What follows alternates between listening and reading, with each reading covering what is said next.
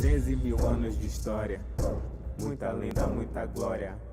Nessa terra foi plantada, chegaram as embarcações, trazendo santos ladrões, nos tomaram de emboscada, trouxeram histórias bonitas, muitos presentes e fitas, até um Deus ofertaram, outra alma, outra crença, um punhado de doenças, e as nossas terras roubaram. E a Babelão,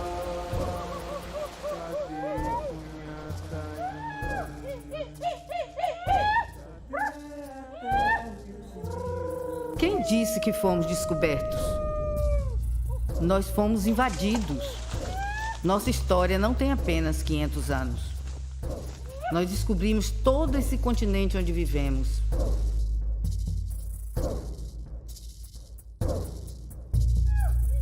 Saímos da floresta e descobrimos a imensidão clara e cintilante do mar. Potiguar, Caeté, Tupiniquim, Temiminó, Tamoio, Tabajara, Tupinaê, traduzidos em um único nome, Tupinambá.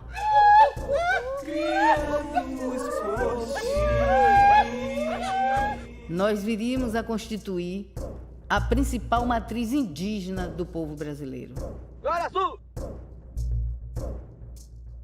Nós estávamos na linha de frente quando os europeus chegaram. De início, fomos tomados pelo espanto e pela desconfiança, e também pela curiosidade. Era o espaço da novidade absoluta.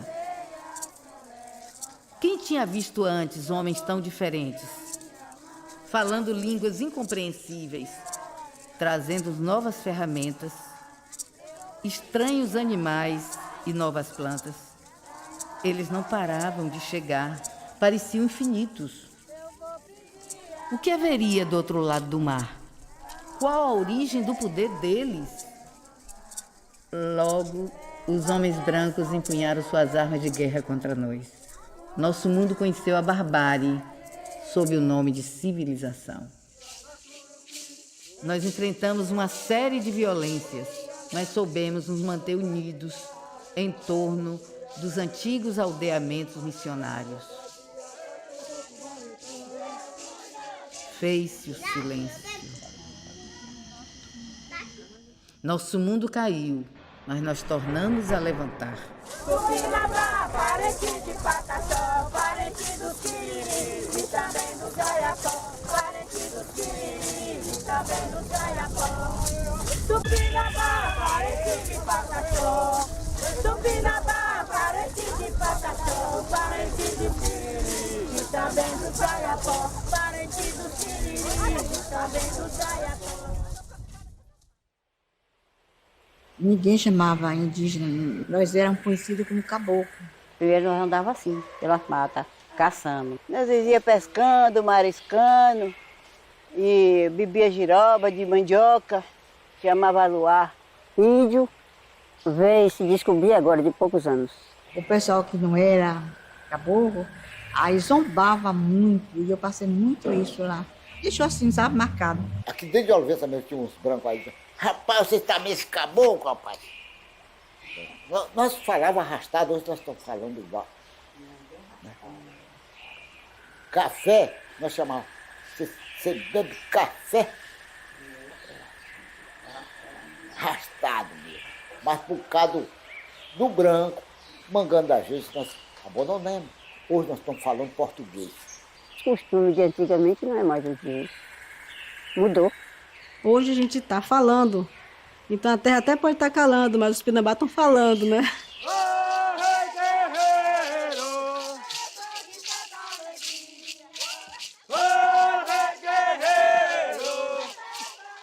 Viemos lá do Oriente, descendo pelo Estreito de Bering.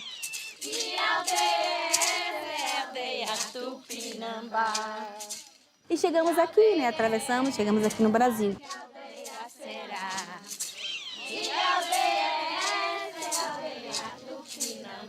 E nesse conhecimento, fica muito mais nítido a nossa consciência ancestral, de que nós pertencemos ao planeta. O planeta é nosso, a Terra é nossa. Porque a gente estava de um polo e veio para o outro, né? Na terra do padeiro, eu avistei o mar. Na terra do padeiro, eu avistei o mar. Eu estou na aldeia do... Quando os portugueses chegou aqui, nós já navegava. Nós já fazia clonagem de plantas, já fazia modificação de planta, domesticação de vários tipos de planta para transformar em plantas venenosas em planta alimentícia. Então isso é uma alta tecnologia feita com conhecimento do dia a dia que demorou milhares de anos para alcançar essa tecnologia.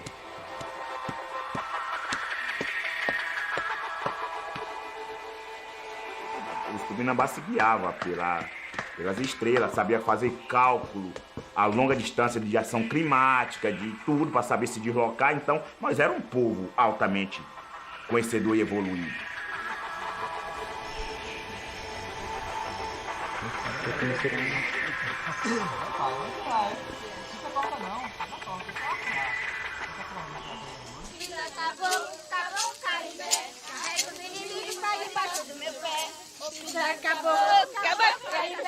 Aqueles que chegavam seriam por a gente abraçados. Mas as intenções, né, que estavam por trás daqueles comerciantes, né, do modelo de vida europeu, foi perverso. Os piores que vieram de fora, estrupadores, malfeitores, e aí que estavam nos litorais e pegaram todas essas pessoas e foram se misturando, mas à base da violência. Eles perseguiram, aniquilaram nossos sábios, mataram nossos principais, nossos estudiosos, né? Então, eles foram eficazes nessa questão de matar. Durante todo esse período, e aí a gente pode dizer, nós só encontramos guerra. Que a luta aqui sempre foi pesada, perversa, com muita violência, né? Desde Mendiçá, lá em 1559, depois com as missões jesuíticas, um impacto cultural muito grande, né? Para ensinar uma cultura diferente que não existia aqui, era sempre a forma de ser do nosso povo.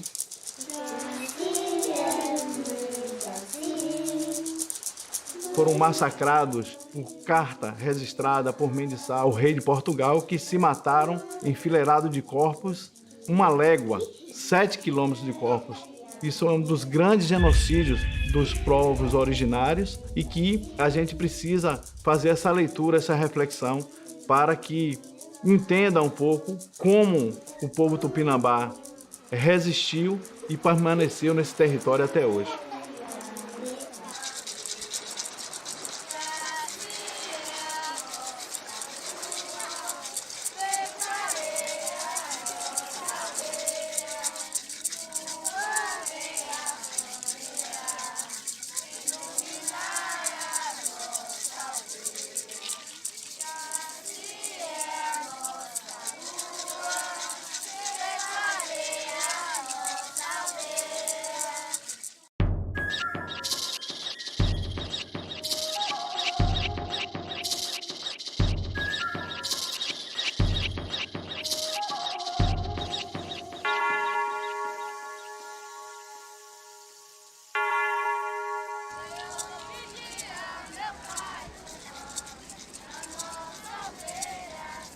Olivença passa a ser um aldeamento jesuítico, aonde foram postos aqueles que sobraram, né? Sobraram sempre as crianças e as índias, né? Que muitas vezes tiveram que se relacionar forçosamente com aqueles que chegaram. Falar era muito cuidadoso. Tem o silêncio do medo e tem o silêncio estratégico. A gente tem que reverenciar essas famílias, que mesmo sendo caladas, sem falar, mas ela manteve a resistência tupinambá. Então, quando a gente fala assim, que o nosso silêncio foi estratégico, na verdade, o nosso silêncio foi sagrado. O aldeamento jesuítico, ele foi, para nós, também uma reformulação ancestral para a nossa resistência. Então, se não houvesse aquele aldeamento jesuítico, a gente poderia não estar mesmo hoje aqui. É uma nação, é um povo. E como um povo, a gente tem que fingir um pouco de morto para sobreviver, que nós somos minoria, né? Senão sermos esmagados por esses poderosos. Então, o papel da igreja, ela teve um papel extremamente ruim, né, na colonização, né? Mas depois a gente acredita que nós estamos fazendo o processo de minha culpa é tão grande culpa, e vendo de que maneira a gente pode remediar essa nossa presença junto aos povos indígenas.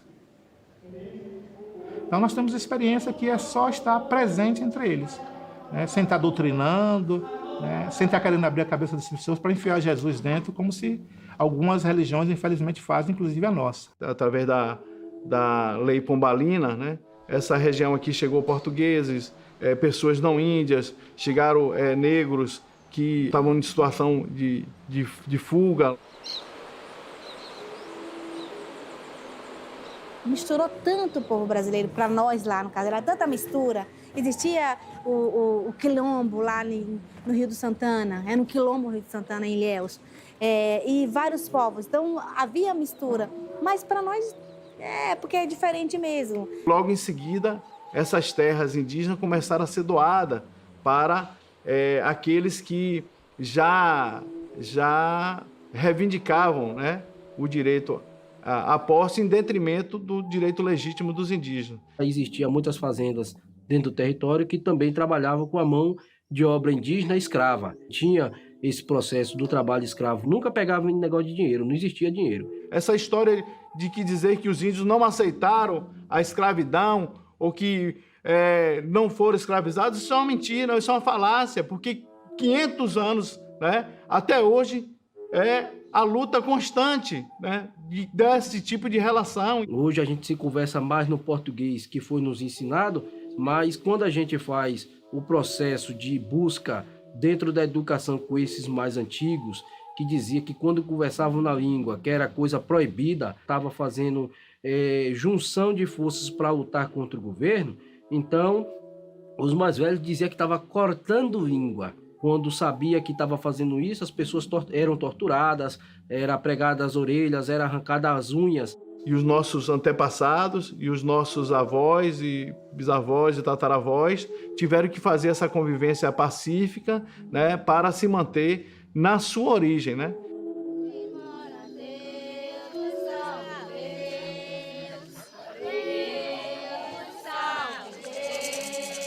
Aí foi chegando as famílias e foram espalhando e foram expulsando os índios de Olivença. Quem ficou imprensado, e minha avó foi uma das que ficou imprensada, né? Ela ficou em Olivença, a casa dela é de barro, e eles foram para ela e falaram, se não, aqui caiu sua casa, não faz mais. Ou tijolo ou telha, mas barro, palha não. Ela disse, e agora? Aí chamou, que ainda existia o segredo, chamou todo mundo no segredo, falou, olha, a partir de amanhã, quem for no mato, traz a vara. Quem for lá na água, traz o barro. E vamos juntar aqui. Fez por dentro, aí deu uma chuva, aí de fora caiu, aí a outra estava. Eles foram lá. Mas você, ela disse, aqui é meu, aqui eu só saio pro cemitério.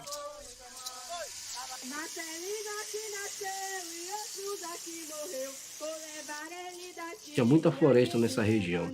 Aos poucos é que vem aí sendo, né, os não índios vindo com interesse nessa região e começa o processo desde Marcelino, né, aí da década de 26 a 32, começa todo esse processo de perseguição e essas áreas nossas sendo passadas para a mão dos não índios.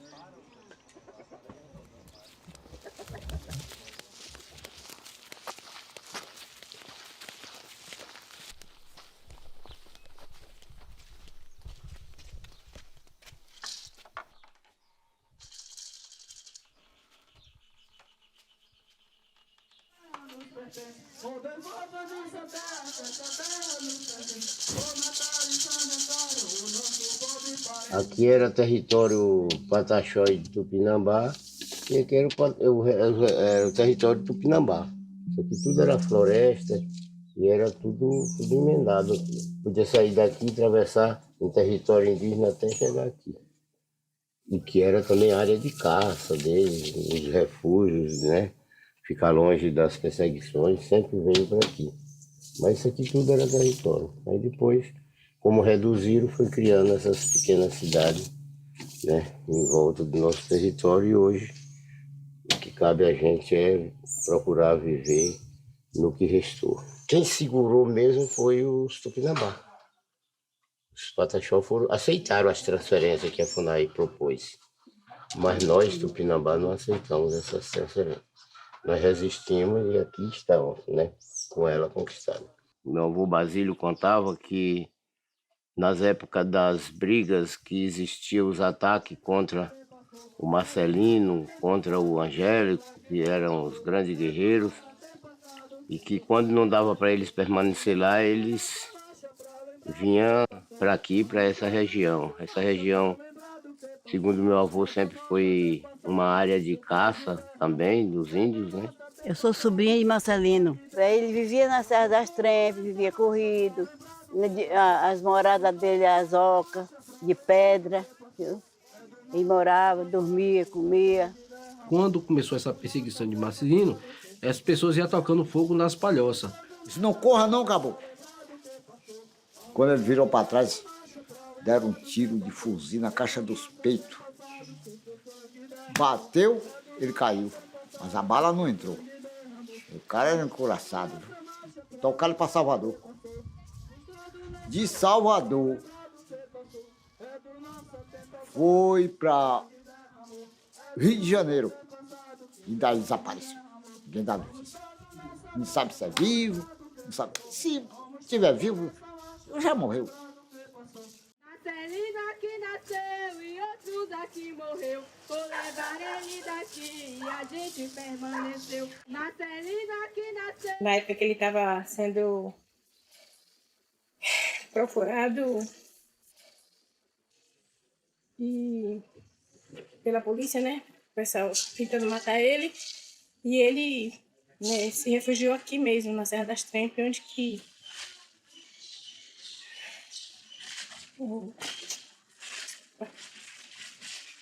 ele conseguiu viver mais tempo, né? Aqui na Serra das Trempes, na nossa terra.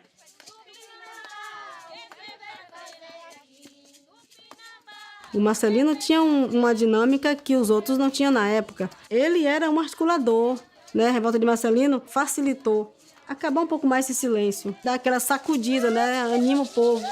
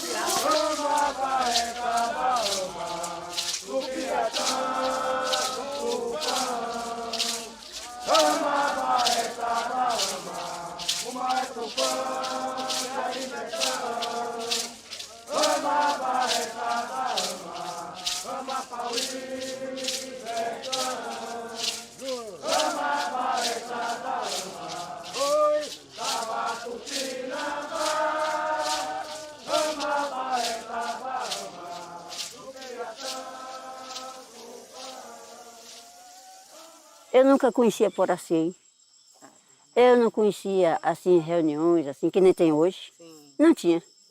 Depois, em 80, não estou mais lembrado, meu juiz já está se passando. Eu sei que foi em 80 e pouco. O seu Alício foi para Brasília, mas meu pai. Apareceu aqui um rapaz chamado Paulino. Eu digo, seu Alício, vocês estão naquela pecuária, mas vocês têm seus direitos. Aí nós passamos, eu, o Duca Liberato e o Paulino. Aí ele chegou dizendo que ia adiantar o lado, fazer uns caciques, e uns caboclos virar cacique. Aí foi agora que chegou a história de índio. Aí quando eu cheguei lá, o Mário Juruna era o deputado federal, um indião. Eu pensei assim, Mário Juruna, olha, nem conhecia, né? Mas aquilo veio em minha mente. Eu digo, você veio que tribo? O senhor veio. Eu não pude responder nada a ele. Eu não sabia os pais da gente, não dizia, era uma aldeia, mas não dizia que tribo nós era. O senhor veio saber o que aqui? Veio atrás de quê? Nós viemos atrás de remédio, nossas terras e ferramentas para nós trabalhar. E aí disse, olha, você não pode levar nada sem registrar ela, a tribo. Aí eles foram lá, registraram como Pataxó. Aí quando eles chegaram aqui, foram no livro lá, disse, não, vocês ou são Tupinambá ou Tupiniquim.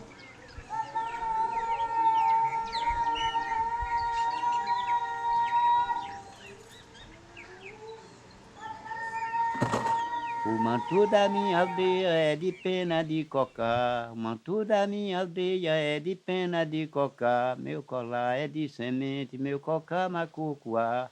Da Serra do Padeiro eu avistei o mar, eu tô na aldeia, aldeia Tupinambá, eu tô na aldeia, aldeia Tupinambá. O pessoal de Brasília liberou 6 caixas de remédio na FUNAI de Salvador. Isso foi os primeiros trabalhos, né?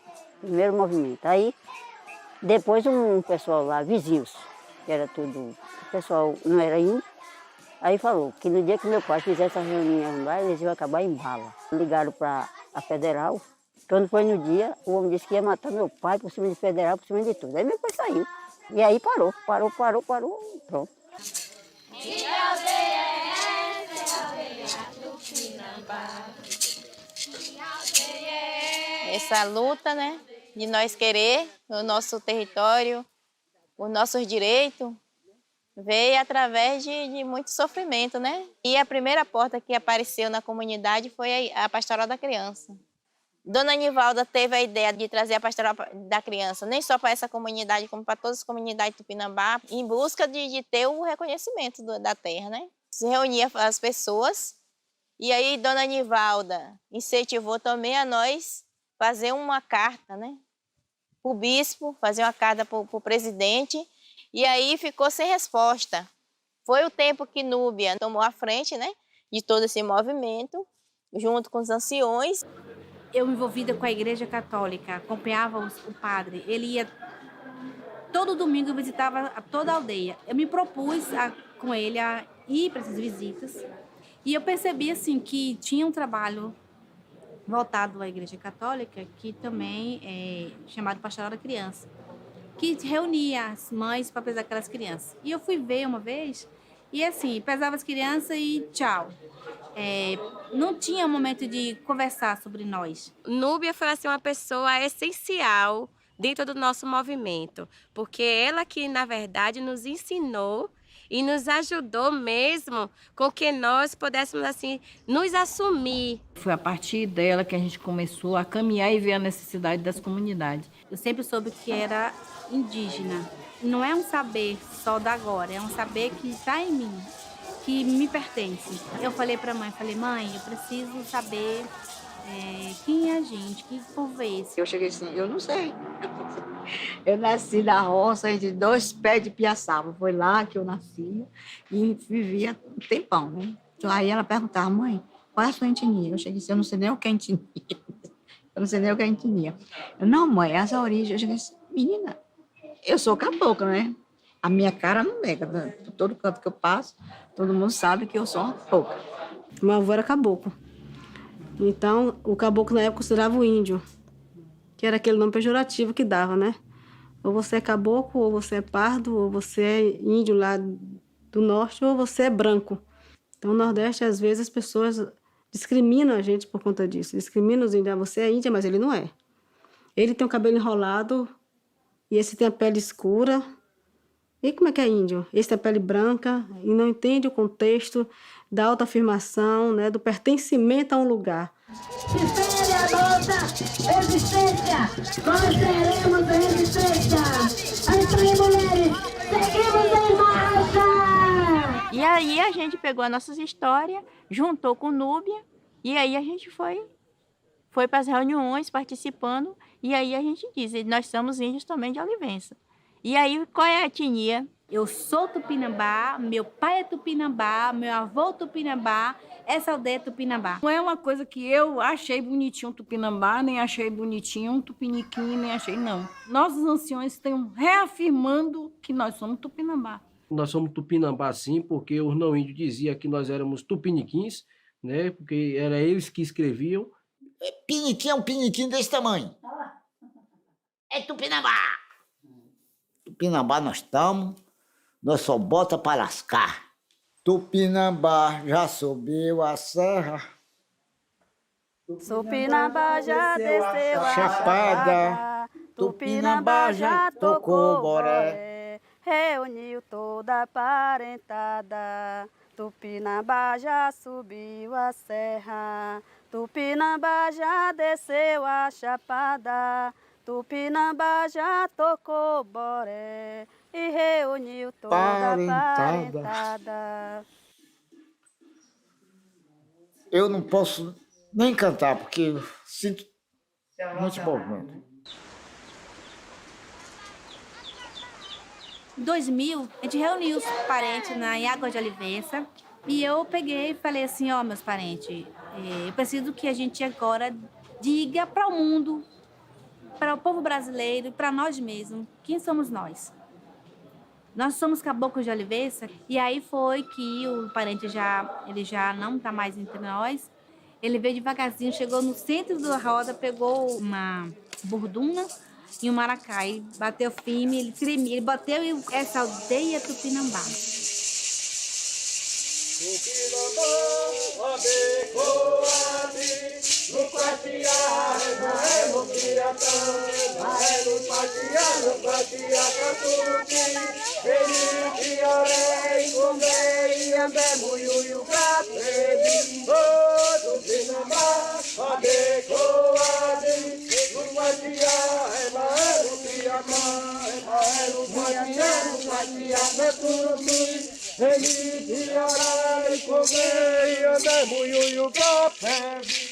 E as mulheres também fizeram muito parte desse renascer do povo tupinambá. Temos muitos caciques, mas foram as mulheres que estavam à frente de tudo. As professoras, as mulheres, a saúde, as mulheres tupinambá estavam com o embrião, estavam germinando, estavam gerando esta semente que ficou lá adormecida. A gente começou a criar dinâmicas diferenciadas dentro do Caporec, que ficou uma marca registrada a partir da vinda de Paulo Freire na região. E Paulo Freire disse, vocês têm um coletivo, vocês têm um movimento de educação. E aí surge a consciência. Então, a vinda de Paulo Freire deu um link assim, na vida da gente, quanto educador. E aí o Caporec traz para a gente refletir e trabalhar em cima dessa questão de gênero, da questão da raça e do pertencimento mesmo, de que raça eu sou, né? O que eu estou fazendo aqui? Essa sensação de pertencimento. Você é índio? Não, sou não. A gente não entendia por que dizia que não, que ele sabia que era. Por que você não quer se assumir como índio? Não, sou não. Mas esse não sou não, você começava a perceber, ter um medo por trás.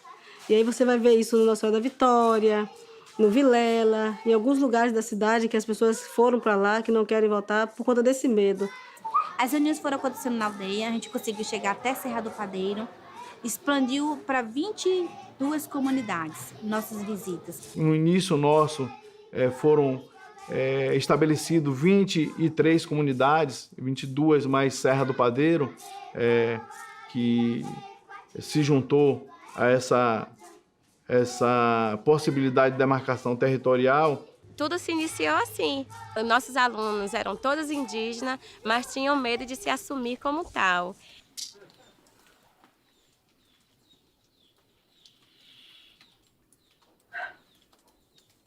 A gente vê hoje uma luta pela educação. Todo o Brasil está movimentado para isso, né? Várias bandeiras, são várias universidades, várias culturas estão falando de educação. Trabalhar num lugar durante anos, simplesmente pela causa. Simplesmente para mostrar e manter viva uma cultura que estava desacordada.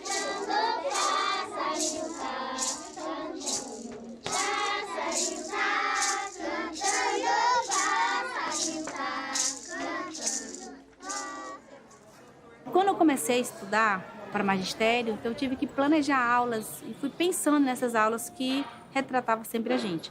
Então eu decidi, a partir do curso de pedagogia, voltar para o meu povo, porque eu fiquei pensando, cadê meus parentes que não chegam na universidade, que não chegam nem ao ensino médio? Vieram vários encontros e fomos chamados para ir para um evento, que era um evento indígena que estava pensando os outros 500. Esse pensar os outros 500 fez um movimento dentro de mim e na Pedriza de avançar para reunir os parentes. E nós nos propomos, junto com a formação do Capurec, a fazer reuniões constantes na aldeia. Onde tivesse parente, a gente foi atrás.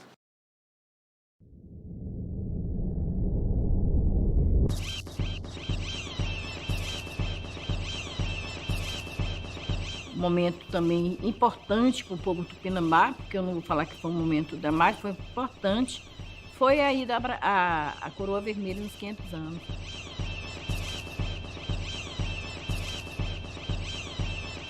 E quando a gente entendeu que precisávamos lutar juntos, e que a possibilidade de demarcação do nosso território só poderia vir com essa junção, eles tremeram, e por isso que eles dizem que somos ressurgidos, por isso que eles identificam esse momento, de ebuição e de organização do povo indígena para reivindicar uma coisa que é legítimo e é de direito.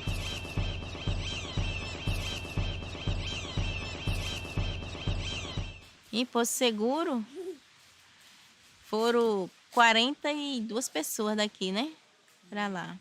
E sempre quem estava nas reuniões era Núbia, eu e Núbia, né? Tinha um motivo por nós estar calado e tinha um motivo na hora por que nós iria aparecer. Então nós só recebemos autorização espiritual para iniciar no ano 2000.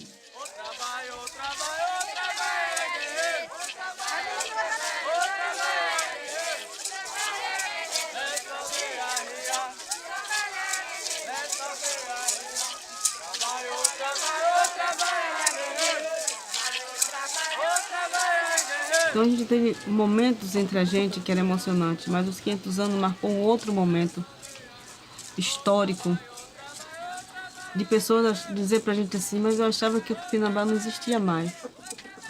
Falei, realmente, é o que os livros querem que você pense. Todas as bandeiras estavam unidas. Não só o MNU, Movimento Negro de Palmares, mas o movimento do MST, o movimento do MLT, né? Tinha a CPT, né? Tinha a CIMI, tinha outras, mas tinha esse movimento da terra.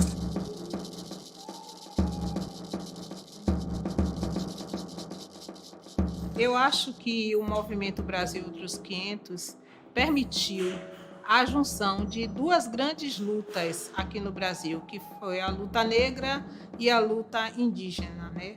O movimento negro teve o papel fundamental de reunir várias vertentes do movimento social brasileiro, né? E conseguiu unificar diversas lutas em um só lugar, com um só objetivo, que era contestar e destruir o mito do descobrimento. E o MNU assumiu essa pauta política, né? Sabia, né, que era fundamental esse enfrentamento. Ou a gente partia para um enfrentamento real, como poucas vezes se viu nesse país, ou nós seríamos sucumbidos àquela proposta do governo brasileiro de comemorar o colonizador. A construção do Quilombo Palmares em Porto Seguro foi fundamental. Foi um espaço em que as pessoas sabiam para onde se direcionar para a grande batalha que aconteceria no outro dia. A indignação, ela conseguiu contaminar, contagiar as pessoas. E, principalmente, foi uma questão educativa também, porque era preciso dizer às pessoas que elas estavam sendo enganadas na sua origem, né? Nesse movimento que a gente conseguiu o nosso reconhecimento, né? Que nós já era reconhecido internamente, mas para a sociedade foi em 2000 que nós teve o nosso reconhecimento, né? Mostramos para o governo que nós queria ser reconhecido. Eu moro na mata,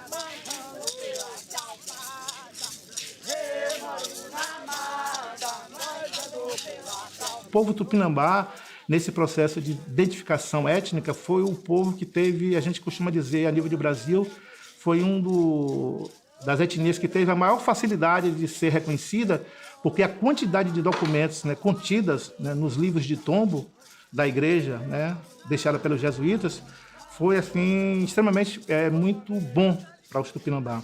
Isso foi uma revolução em Olivença, porque a gente pegou muita briga, as pessoas não entendiam, os não índios não entendiam. Por que agora a gente estava reivindicando ser índio, se a gente era só caboclo de Olivença? Esse reconhecimento étnico que dá direito ao território não foi muito bem visto na própria Ilhéus, na própria região nossa, porque o povo lá dizia assim, não existe mais índio aqui. E eles, não, isso não é índio não, bando de baderneiro, de bêbado. Mas todo mundo esquece que uma árvore se corta, mas deixa as raízes, né? Eles fizeram tudo, cortaram as árvores, tocaram o fogo, mas a raiz brotou. E nós somos a raiz. Mas a gente é tupinambá não é por opção, não. É por resistência. A gente nunca esteve fora, sempre esteve aqui. Mas de repente você ressurge, você levanta, você mostra, olha, eu estou aqui. Está dito aí não por a gente, né, mas pelos aqueles que vieram nos atestar, né?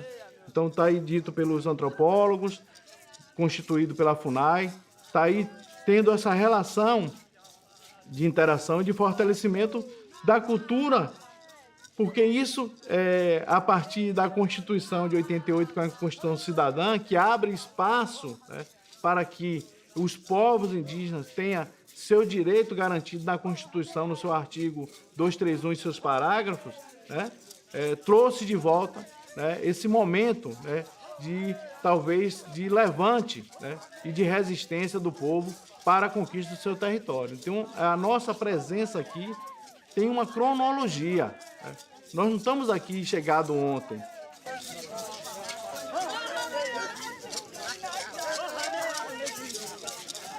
Passamos muitos anos na invisibilidade, mas hoje a gente já tem essa conquista, né? De poder dizer, eu sou tupinambá, eu existo, eu sempre estive aqui, né? A gente tem lutado para mostrar, né? Principalmente para a sociedade de Ilhéus, que Olivença, ela sempre foi uma aldeia, né? Entre, acho que 2004, 2005, mais ou menos, começa aí essas primeiras retomadas dentro do território nosso. E a partir daí, né, são criados também várias outras lideranças, né? Aí seu cacique Alício também, já como cacique também, já começa a juntar o povo e também construir outras retomadas, e a partir daí começa a fazer a retomada, de fato, do nosso território sagrado e ancestral do nosso povo. Quando a gente foi para essas áreas que a gente sentiu o baque maior. Eu fiquei 120 dias presa, né? Fiquei 9 dias no presídio de Itabuna e os outros dias em para domiciliar. Então, um dia que eu recebi o telefonema bem tarde da noite, uma voz falando assim, ó, você para com isso, eu estou te ligando, que eu sou advogado de não sei de quem lá, que se eu botasse o pé na aldeia, podia não voltar da aldeia, que também lá tinha gente lá me esperando, gente já preparado. Vamos parar com essa conversa de tupinambá, que você não tem terra nenhuma, que essa terra aí é terra tudo de terra de veraneio.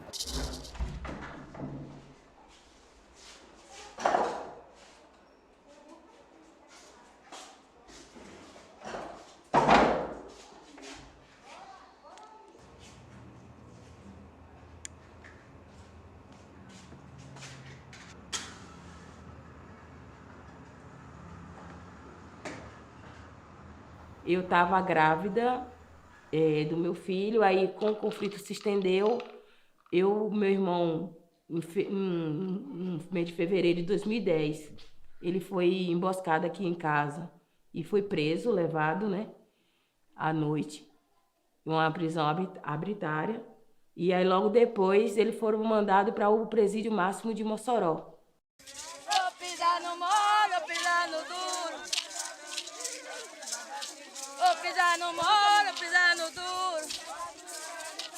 Sim, fizeram um dossiê de 150 páginas, que é uma aberração, que qualquer um que pegar e ler sabe que aquilo ali não bate nem datas, bate com data, muito menos a lógica daquilo ali. É uma fantasia jurídica que criaram, assim, sem pretexto nenhum, meramente para botar a opinião pública contra a nossa tribo. Aí descobre que aquilo ali é uma armação, é uma mentira, e por si só se destrói. E aqueles que é contra nós sempre vai ser, independente do relatório ou não. Não é o relatório que vai fazer a diferença.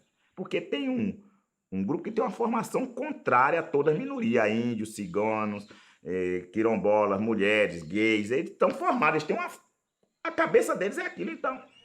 Esses daí, tá de um lado, nós estamos do outro. Então há aí essas formas arbitrárias dentro da nossa região, com mídias que são contrárias, com filhos de coronéis que são juízes, com filhos de coronéis que hoje são delegados de Polícia Federal e que estão nas Forças Armadas e que estão em outros lugares mais. Veio a Força Nacional, a Polícia Federal, Polícia Militar e o Exército. Em 2014, né, foi onde mais assassinou índio. Foi essa época que chegou essa ruma de polícia. Para quê? Eles entravam aqui, os meninos estavam traumatizados já, as crianças.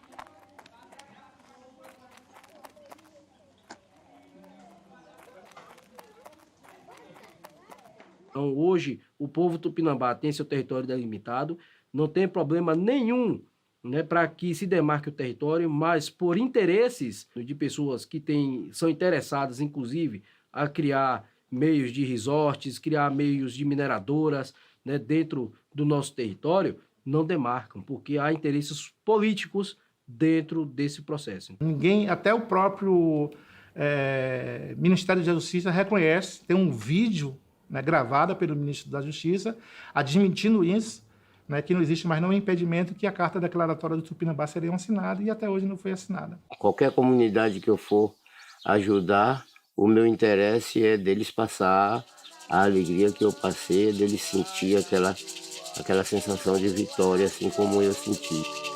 E a sua espada na mão.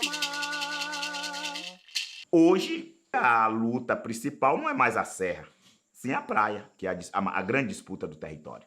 Que é onde está o grande capital internacional querendo tomar tudo. Enfrentar uma concepção financeira que manipula os sonhos e os pensamentos das pessoas é dureza. E nós vamos ter que fazer isso, que nós moramos num paraíso. É a única região de Mata Atlântica preservada, de mar ainda semideserto, onde você tem rio sem ter nenhum esgoto sanitário dentro. Então você tem uma natureza meio que virgem, né? Então o capital quer essas áreas para explorar, porque as outras já destruiu tudo, mas quer destruir essas agora. Então é claro que nós vamos sofrer um impacto. E com isso vem toda a criminalização, negação de direitos, negação de identidade e mais coisita. Faz parte. Como alguém consegue comprar um rio, né? Como alguém consegue comprar uma montanha, uma serra, né? Como alguém consegue comprar uma mata onde tinha os animais que muitas vezes ajudavam na sua sobrevivência e na sobrevivência de sua família. E agora, com a provocação mundialmente, não é uma questão de Brasil, mas no âmbito mundial, há um enfrentamento da direita revolucionária, racista, contra as minorias. E nesse momento as minorias vão ter que se impor perante eles e assim, ó, eu sou dono do meu território, eu sou autossuficiente. Aí você vai descobrir que os índios são autossuficientes do território e aí vai surpreender o mundo. A gente tem necessidade de fechar o círculo do nosso território. Nosso território está muito aberto. entra todo mundo. E essa nossa levante é para desconstruir tudo que uma cultura europeia trouxe, que também os livros do Brasil, escolares, perpetuam, que é de que aqui não existia mais Tupinambá, que aqui as pessoas que moravam aqui eram só selvagens, e manter essa cultura de que índio tem esse lado só selvagem, esse lado só da mata, que não estuda. E o que foi feito aqui no Brasil foi negar a existência das nações indígenas e botar somente na história para ser trabalhado desde novinho nas escolas, foi a questão europeia. Isso é um processo de dominação e que agora nós vamos reverter. A sociedade está madura, suficiente para reescrever os livros e colocar cada coisa em seu cada qual. Nós somos um povo forte, um povo que resistiu a tudo e a todos, né? Hoje eu vou dizer para a sociedade brasileira que nós precisamos da terra demarcada, sim. Não vou falar aqui de educação, de saúde. Para ter tudo isso, a gente precisa da terra demarcada. É a valorização, o respeito, a dignidade e a confiança, né? Que nós, como índios, não ser muito discriminados aqui na sociedade, né? A aldeia me compõe, eu componho a aldeia está em mim, eu estou na aldeia. Para mim é um sentimento só. Que a sociedade em si, as pessoas possam fazer essa busca também dentre, né, os seus familiares, para poder compreender também, né, o seu papel no mundo, né? O que eu, como sociedade brasileira, posso contribuir, né, comigo mesmo, mas também para uma luta de um povo que ainda existe e faz parte de uma discussão da construção do nosso país.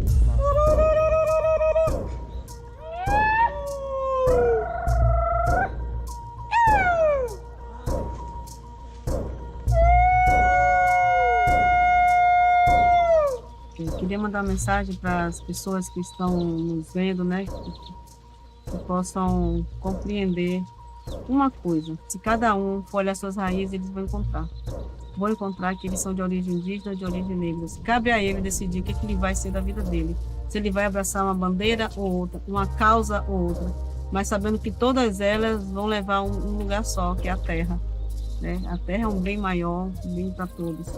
E queria que as pessoas, quando tivessem essa consciência de que esse país, nessa violência, juntou muitas nações, né? Eu queria que eles olhassem para trás, buscassem essa ancestralidade deles, para saber essas raízes. Só assim eles vão conseguir me compreender.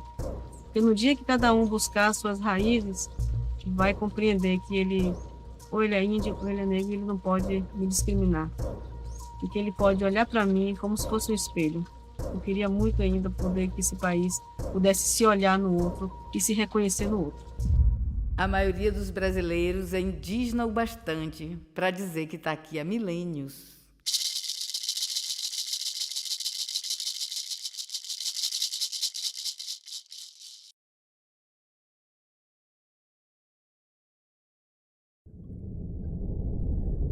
Mil anos de história, muita lenda, muita glória. Nessa terra foi plantada, chegaram as embarcações, trazendo santos ladrões, nos tomaram de emboscada, trouxeram histórias bonitas, muitos presentes e fitas, até um Deus ofertaram, outra alma, outra crença, um punhado de doenças, e as nossas terras roubaram. E a Babeló, cadê Cunhataim? Cadê a terra e os rios, criados por ti?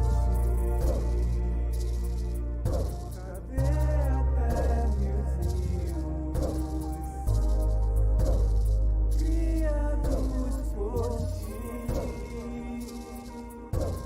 Essa terra tinha dono, tinha uma grande nação, descoberta para os brancos, para o nosso povo invasão. Aqui não tinha divisa, não tinha cerco picada, nossa riqueza partilha, não se acumulava nada. Aqui não tinha amanhã, hoje tudo garantia. Quem pratica a igualdade não precisa de utopia. E a Babeló, a vergonha tá indo. Cadê a Deus, criados por ti? Cadê a Deus, criados por ti? 500 anos de saques, muitos golpes e massacres contra os povos da floresta, missionários navegantes, assassinos bandeirantes, vão ser lembrados com festas. A história verdadeira, os europeus não contaram, seu progresso imperialista, muitas nações dizimaram, mataram nossa cultura, nosso povo e a floresta. Garimpeiros, fazendeiros, correndo atrás de dinheiro, querem matar o que ainda